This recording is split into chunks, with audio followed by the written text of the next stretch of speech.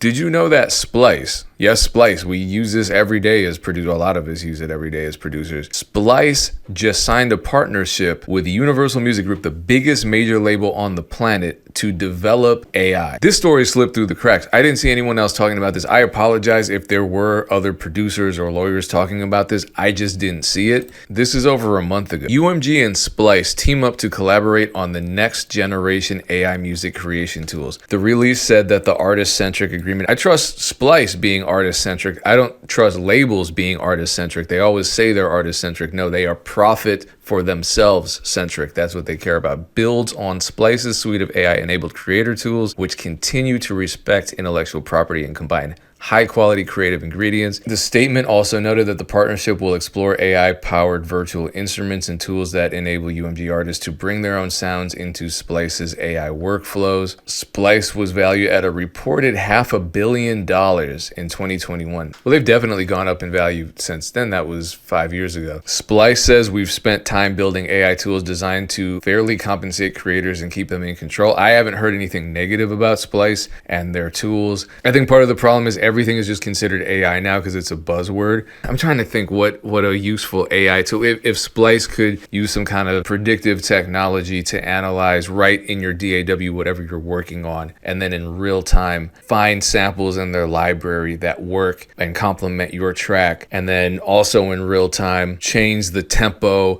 and the timing and the key and the pitch and all that, and seamlessly incorporate their database into whatever it is you're creating. I can see why that would be helpful. I've always liked Splice. I mean, I'd be hypocritical if I were anti-Splice or anti-loops as a producer who got his start sampling. And yeah, it's a royalty-free platform. I don't personally have any of my content on Splice, but I use Splice. I really enjoy using it. And when you download a sample to use it, whether it's a one-shot or a loop from Splice, the creator of that sound gets compensated for that. And they also retain their rights regardless of whether or not Splice is using it. So I don't have a problem with that. People are producers, my colleagues, our colleagues from our community are making money off of putting music up on Splice, putting one-shots, drum kits, whatever. I mean, people like Decap, Dope Boys, James Penley, a whole bunch of guys that I personally have worked with. And that's the difference between Splice and generative AI platforms such as Suno and Udio that aren't compensating the original creators, not even getting permission from the original creators.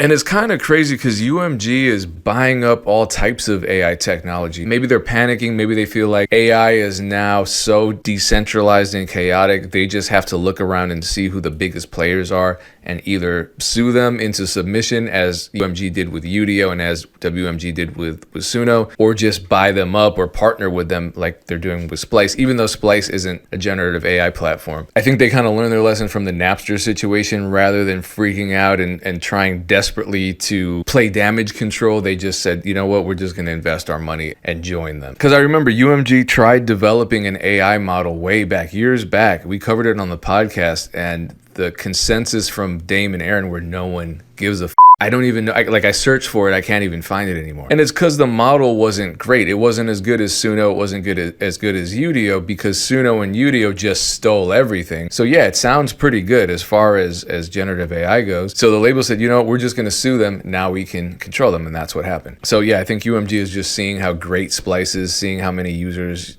are on the platform, and they're like, all right, we should figure out a way to get our hands involved in Splice's situation. Hopefully it means that this is going to be a product that's actually good from the labels, because the labels tend to just kind of look at what other people are doing. They don't really innovate these days. So my hope is that since Splice has this great system of fairly compensating its sound providers and tracking it, etc., maybe this could interface with Udio eventually, since UMG has a partnership with Udio. And this would have just solved all of AI's intellectual property rights problems if Suno, for example, had just out the gate looked at Splice's model and said, we're going to do something like that, where we're tracking every bit of data and we're going to create the system where we're paying and the creators and crediting the creators on a prorated basis. They should have just done that from the beginning. They wouldn't be getting sued right now, but they didn't. So Universal Music Group partners with Splice. What happened after Universal Music Group partnered with Udio. Well, effectively, Udio was shut down. Udio has restricted core functionality, which is a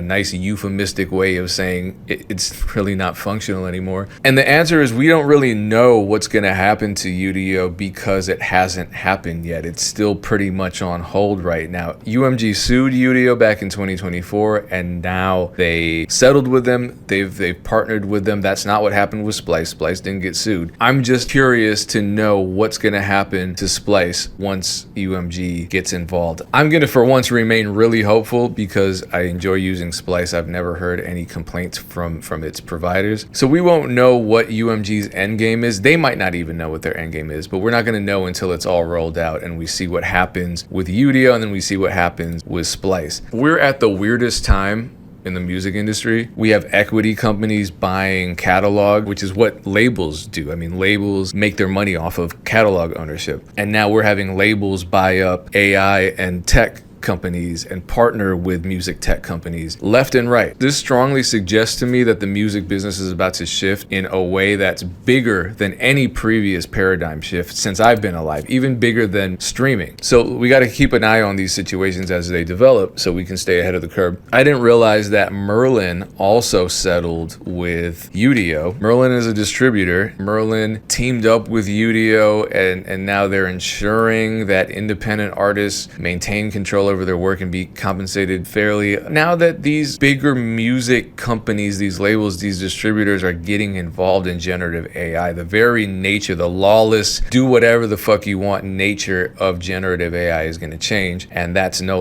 longer going to be, what it was when it first started. Look, Universal Music Group also struck a partnership with, so they're ahead of it. I guess they have all the money. They have the most money, Universal Music Group. They have the most market share. They're the biggest label on the planet. They've struck a deal with a strategic alliance to co-develop professional AI music creation tools. So they're creating and developing AI music tools left and freaking right. They've created this partnership with Stability AI, and they always talk about centering artists, being artist-centric. Hey, maybe we'll be pleasantly surprised. Maybe this is actually going to be a positive thing for artists. I don't know. With regards to Suno, the Warner Music Group partnership implementation hasn't been completed either, so we still don't even know what's going to happen with Suno. So a lot of people are using Suno. They might be holding their breath. I would be, because what happened to Udio was if you were using it, if you were a paid user, all of a sudden you blink and that's all gone. You can't download anything anymore. You can't really generate anything anymore because they've frozen pretty much everything. All the functionality of their website, the core functionality of their platform is completely disabled. Which brings me to this. I saw this earlier today. This is on Threads. He said, I wanted to hate Suno. He's a music creator himself, a singer-songwriter from Nashville. Since downloading it, I didn't know you had to download Suno. I've done more music creation in 2 weeks than I did in the previous 8 months. That sounds like his problem, because maybe this is a hot take. If you weren't very productive over the last 2 months, and then suddenly you start prompting shit and now you feel way more productive, that probably means your relationship with music and your creative process is problematic. Now, the rest of this post gets weird. An objective AI, I'm not reading more of this shit. He's not exactly a big artist. He has 293 monthly listeners. I think that's pretty characteristic of the demographic that Suno is going after. Not necessarily the most serious musician, but certainly the hobbyist who maybe feels frustrated. As we saw when the CEO spoke, he said, most musicians don't like creating music. It's not really enjoyable to make music now. Why did you say that? It takes a lot of time. It takes a lot of practice. And I think all the serious musicians looked at him and they're like, I want to smack the shit out of this guy. Is he out of his mind? But then a lot of folks who maybe really didn't enjoy making music and have no business making music were like, wait a minute. You mean to tell me I can make music that to me sounds good with very minimal effort? Sign me up. This makes sense. But my question is this. We have Splice, we have DAWs, we have every VST on the planet, we have Looperman, we have BandLab, we have loop and sample packs by the millions, we have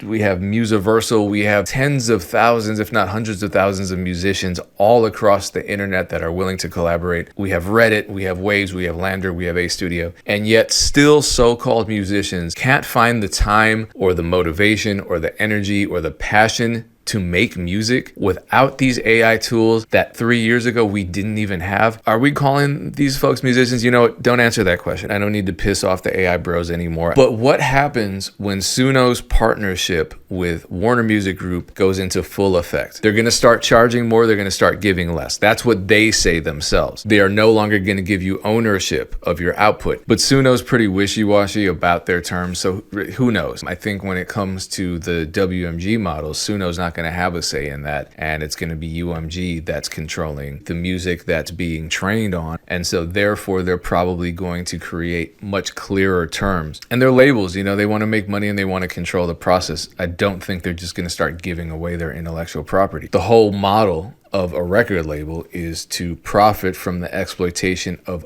owning music catalogs, owning intellectual property. And let's not forget, the RIAA sued Suno and Udio on behalf of all three major record companies. Udio has only settled with one of the three. Suno has only settled with one of the three. There's a class action lawsuit. Gemma is also suing Suno. So that's at least 4 remaining lawsuits against Suno. So what happens if any one of these lawsuits don't get settled? Or if they get settled and Suno has to drastically change their platform all over again? If you're relying on Suno as a musician to be productive and Suno changes, what happens to you? You go back to being unproductive, you lose your passion for music, you no longer enjoy the process. If that's the case, you gotta really figure your shit out. Because you're probably not using Suno as a tool to help your process. You're using it to replace your process. You're using it as a stand-in for your process. And Suno is not a hammer to a carpenter. Suno is a house generator to a carpenter. So I can see how someone can use AI and maybe learn from it or incorporate it, integrate it into their process. But what I tend to see is people just prompting,